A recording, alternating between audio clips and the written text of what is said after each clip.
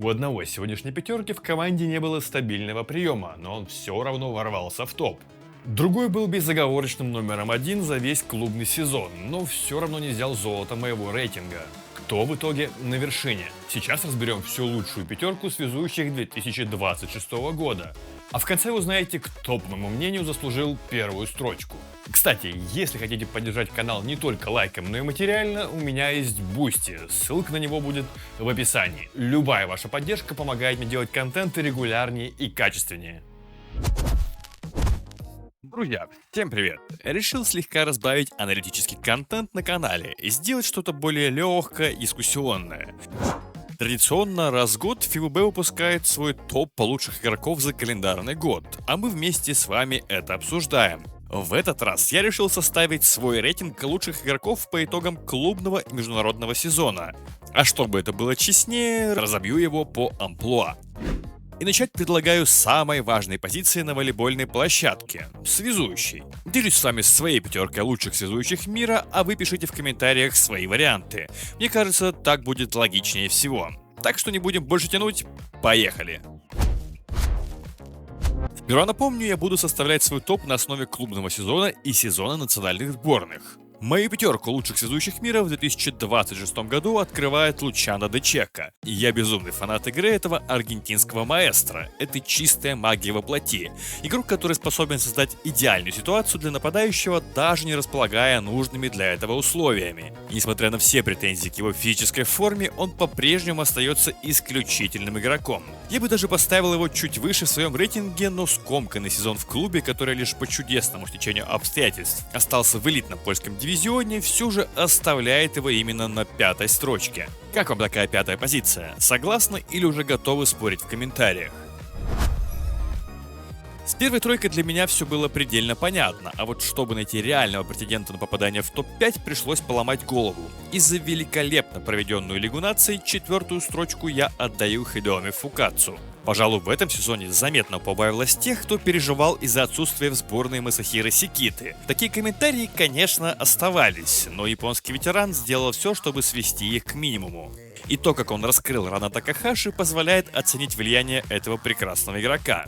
Да и Волфдокс японец не первый год демонстрирует высочайший уровень, а то, как сияет Таита Мизумачи, лишь еще раз подчеркивает, как он умеет раскрывать доигровщиков. Кстати, нередко вижу в комментариях вопросы про Мизумачи. Как думаете, стоит сделать про него отдельное видео? Если да, что вам интереснее, биография или разбор техники?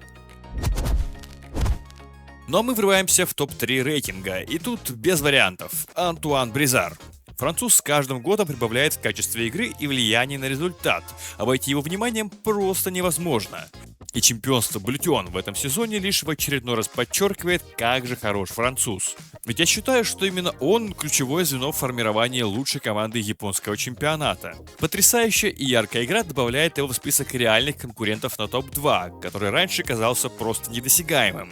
И если бы не скромное выступление Франции в Лиге наций, да и не самый удачный сезон Антуана на подаче, он вполне мог бы подняться выше. Но пока третья строчка в моем рейтинге лучших связующих.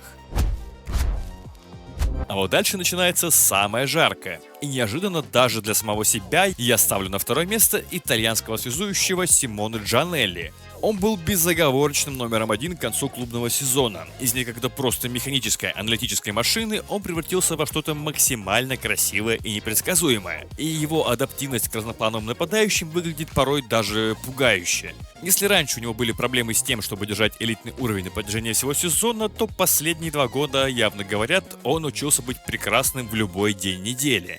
А что пугает еще больше, ему только недавно исполнилось 30 лет, так что времени для прогресса ему еще точно хватит. И лишь короткое выступление в Лиге наций заставило меня не поставить его на первое итоговое место. А как вы думаете, кто в итоге займет первое место? Пишите свой прогноз до того, как узнаете ответ. Ну и несложно догадаться, что на высшей позиции у нас окажется Майка Кристенсен, еще один художник в нашем топе. Харизматичный, жизнерадостный человек с великолепным исполнительским мастерством. Все это в сумме дает потрясающую картинку для зрителя, от которой просто невозможно оторваться. Ну и это один из немногих волейболистов, у которых вообще нет хейтеров. Серьезно, за что вообще его можно не любить?